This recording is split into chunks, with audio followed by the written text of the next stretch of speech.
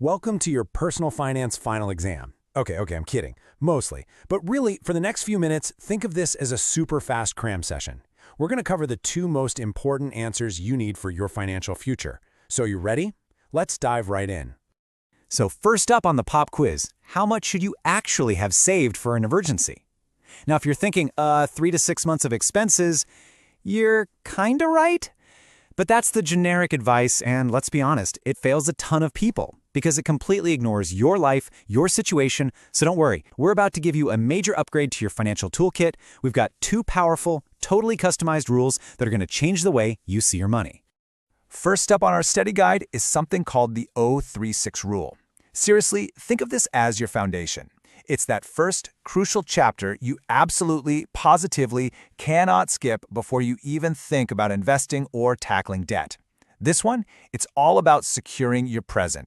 So what is the 036 rule exactly? Well, it's a really smart method that takes that old, tired 3 to 6 month advice and makes it personal. It customizes it for your life. I mean, think about it. A freelance artist with 2 kids has a totally different risk level than, say, a tenured professor with no dependents, right? This rule actually gets that. Okay, let's break down how you calculate it. And trust me, it's brilliantly simple. First, you start with a baseline. That's 3 months of your living expenses. Got it? Okay, step 2. You add anywhere from 0 to 3 months based on whether you have dependents. Step 3. Another 0 to 3 months, this time based on your job stability. Is your industry solid or a little shaky? And finally, step 4. You add 0 to 3 more months depending on your income streams. Are you relying on one paycheck or do you have a few things going on? See, that's how you get a number that's actually for you. And this here is a perfect example of the rule in action. So let's look at Vincent. When he's got a stable job on Wall Street, he just needs that 3-month baseline. Easy. But when he's self-employed with a more variable income, bam, that bumps his need up to 5 months. The takeaway is pretty clear, right?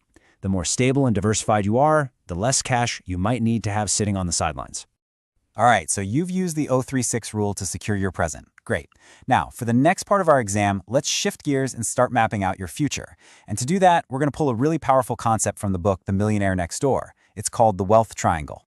So, the Wealth Triangle rule, you can basically think of it as a financial GPS.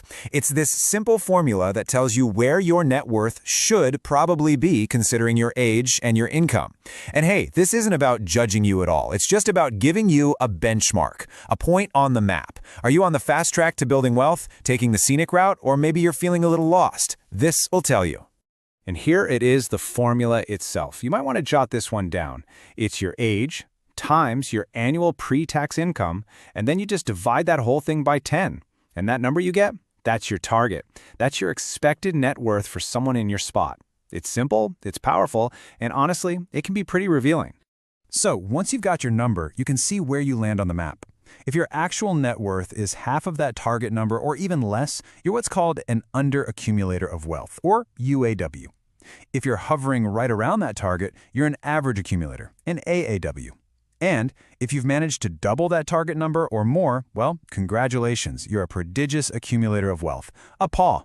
So go on, which one are you? Okay, now for a really, really important note here. If you're under 21 or you're just kicking off your career, please do not let this formula get you down. I mean, of course you haven't had much time to work and save yet. The whole point is to use this as a motivator for the future. It's a target to aim for, not a report card on where you are today. All right, time to put all this knowledge to the test. Let's do a practical exam question. We're going to take both of these rules and apply them to one case study, just to see how they really work together out in the wild. So let's meet Alex. Alex is 25 years old, a student, and makes about $30,000 a year before taxes. Their expenses are $2,000 a month, and right now they've got a net worth of $5,000. So let's help Alex figure out a plan. Okay, first things first, the 036 rule. Alex starts with that 3-month baseline, which is $6,000. They don't have any dependents, so that's a +0. But they've got a temporary student job, so we should probably add 1 month for that instability. And since they only have one source of income, let's add 2 more months. So that'll adds up to a 6-month emergency fund. Alex needs $12,000. Okay, now let's map out Alex's future with the wealth triangle. We take their age, 25, multiply it by their income, $30,000, and then divide by 10. The result? Their expected net worth should be around $75,000. Now, when we compare that to their actual net worth of $5,000, well, it's clear Alex is currently an Under Accumulator of Wealth, a UAW. But wait, this is not a failing grade. Not at all. Like the source material says, the whole point of this rule isn't to make you feel bad. It's to give you a target, something to aim for. Alex now has a crystal clear roadmap. First, build that $12,000 emergency fund.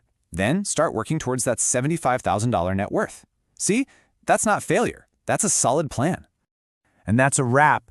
Exam's over. You now have the complete framework to figure out your own financial security number and your long-term wealth target. So really, there's only one question left. What's your number? Go find out.